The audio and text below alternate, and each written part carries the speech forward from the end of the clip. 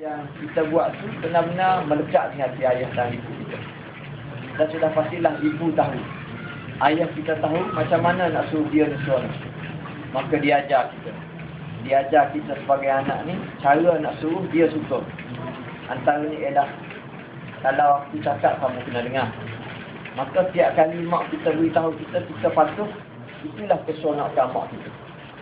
Mak kita suruh kita belajar rajin-rajin masa kita kecil dulu. Maka setiap kali kita belajar rajin, kita belajar bersungguh, mak kita ceria. Kenapa? Kerana hak dia suruh, itu semua kita buat. Tapi kalau kita nak tunjuk supaya mak kita suka dengan cara kita, tak mesti mak kita suka. Misalnya kita minat main bola, orang muda. Kita main sampai jadi pemain Malaysia.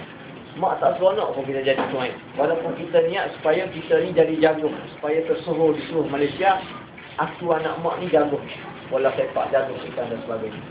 Maknanya, kalau kita fikir nak mengembirakan tuan kita dengan cara kita tak akan mendapat keseronokan reza mak ayah kita sebagaimana mak ayah kita suka kalau kita ikut apa yang dia sendiri mahu.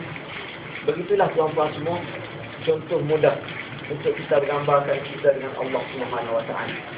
Walaupun kita ni mengaku kita ni makhluk, Allah Ta'ala menciptakan kita. Dan kita boleh tunjuk macam-macam cara. Kita baca Quran, kita berzikir, kita tolong orang, kita cari rezeki yang halal. Semua ni adalah cara yang kita fikir untuk mendapat redha Allah Subhanahu Wa Ta'ala. Walaupun Allah Ta'ala suka, tetapi kita kena ingat, tidak ada cara yang lebih Allah Ta'ala suka, lebih daripada kita melaksanakan apa yang Allah Ta'ala sendiri minta daripada kita. Dan Allah Ta'ala jadikan permintaan dia, suruhan dia ni adalah suruhan-suruhan yang utama. Sebab itulah Allah nak Nabi Muhammad SAW dia sebut pada kita bahawa tidak ada ibadah. Tidak ada ibadah yang paling Allah Ta'ala suka lebih daripada ibadah yang difardukan oleh Allah Ta'ala. Wala yazalu 'abdi yataqarrabu ilayya bin nawafil hatta uhibbahu. Seterusnya Nabi kata, bila dia buat yang fardu ni, lepas tu barulah yang sunat. Dan setiap kali hamba aku buat yang sunat, kemuncak dia aku akan cinta pada dia.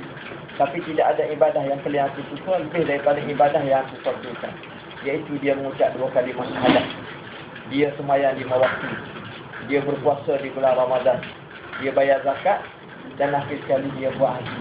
Inilah rukun Islam yang 5, yang kalau kita buat ini adalah kemuncak kesukaan redha Allah Ta'ala kepada hamba. Kita pergi haji tuan-tuan semua bukan dengan kehendak kita. Kalau Allah Ta'ala kata haji ni sunat, ramai di antara kita ni tak pergi haji. Kenapa? Haji ni baik pergi orang Malaysia, Wan Malaysia, visit Malaysia atau apa. Banyak lagi tempat Malaysia yang menimbulkan seronok kita. Dan melawat tanah, melawat tempat-tempat cantik ni adalah satu ibadah juga. Kerana Allah Ta'ala minta kita tengok kebesaran Allah Ta'ala. Nak pergi Mekah nak tengok apa? Tak nak pergi. Sudah pastilah tak ada benda kita nak tengok di Mekah. Hanya padang yang kering. Tapi oleh kerana kita tahu ini adalah fardu, ini adalah satu kewajipan, maka nak tak nak kita paksa diri kita. Mula-mula kita paksa. Akhir sekali, oleh kerana kita tengok Allah Ta'ala suka, rasa terpaksa itu akhir sekali menjadi rasa cinta. Seronok orang mukmin ni untuk bila dia ada duit, dia cari dah duit. Dia kumpul duit dia. Walaupun duit dia ni dia tahu boleh guna masa-masa lagi kehendak dia. Hajat dia nak untuk hidup dunia ni banyak. Tapi dia sanggup simpan duit dia semata-mata untuk menyahut seruan Allah Ta'ala. Dan dia rasa bangga, dia rasa cinta. Ini adalah benda-benda yang kita panggil ajakan daripada Allah Ta'ala, yang ini seruan ni bermula daripada zaman datuk kita Nabi Ibrahim AS. Itu berkat seruan Allah Ta'ala yang Allah Ta'ala sebut dalam Quran. Ketika mana datuk kita mula-mula sampai ke tanah suci dalam keadaan kering kontang, dalam keadaan dia tak tahu macam mana nak hidup di kota Mekah ni, yang dia buat hanyalah mendengar apa yang Allah Ta'ala suruh, dan dia patuh. Dia bawa Siti Hajar, bawa anak dia Nabi Ismail dalam keadaan tak tahu nak macam mana cari rezeki. Dia datang tu semata-mata dengan seruan Allah supaya datang ke kota Mekah. Kemudian dia tinggalkan anak isteri dia ni seorang diri pun dengan kehendak Allah Ta'ala. Dan dia serah anak dia Siti Hajar, isteri dia dengan anak dia Nabi Ismail ni kepada Allah Ta'ala. tanpa dia meninggalkan apa-apa kecuali air yang sedikit. Kemudian dia datang balik. Selepas beberapa lama dia datang, anak dia besar. Anak dia dah cukup besar, dah boleh bawa diri, dah kahwin. Anak dia datang. Akhir sekali bila mereka bertemu, kerja Nabi Ibrahim ialah ikut apa yang Allah Ta'ala suruh. Akhir sekali Allah Ta'ala suruh dia buat rubah ibadah yang kita namakan Kaabah. Buat Kaabah ni dengan Nabi Ismail. Dan selepas Nabi Ibrahim buat Kaabah, masa tu dia 2-3 beranak saja, tak ada orang lain. Allah Ta'ala telah menyuruh Nabi Ibrahim supaya meniru manusia. Nak suruh siapa? Suruh 3 orang ni kalau ikut suara kita. Kalau ikut suara biasa ni, ialah dia menyuruh anak dia dengan isteri dia. Sebab tak ada orang lain. Tapi Allah Ta'ala minta dia naik bukit, meniru manusia. وَأَذِّنْ فِي النَّاسِ بِالْحَجِّ يَأْتُوكَ رِجَالًا وَعَلَى كُلِّ ضَامِرٍ يَأْتِينَ مِنْ كُلِّ فَجٍّ عَمِيقٍ. Wahai Ibrahim, panggillah manusia. Panggillah manusia dengan suara engkau. Dengan suara, tak ada mikrofon, tak ada handset apa. Semua orang tak dengar. Menyuruh siapa? Menyuruh manusia sampai kiamat. Bukan menyuruh manusia yang ada pada masa itu. Kerana menyuruh manusia pada masa itu, maknanya tak hadir manusia. Yang hadir ni bila Nabi Ibrahim mati, barulah buat jurhum mari. Hak mari jumpa Ismail AS. Nabi Ibrahim ni tak ada dah. Dah tua dah. Barulah orang Arab mari.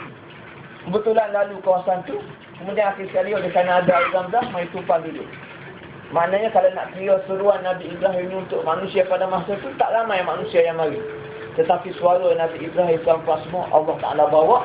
Dan Allah Ta'ala pasang suara ni, take balik, kopi balik, masuk dalam telinga setiap hamba Allah Ta'ala yang beriman pada Allah Ta'ala sampai kiamat.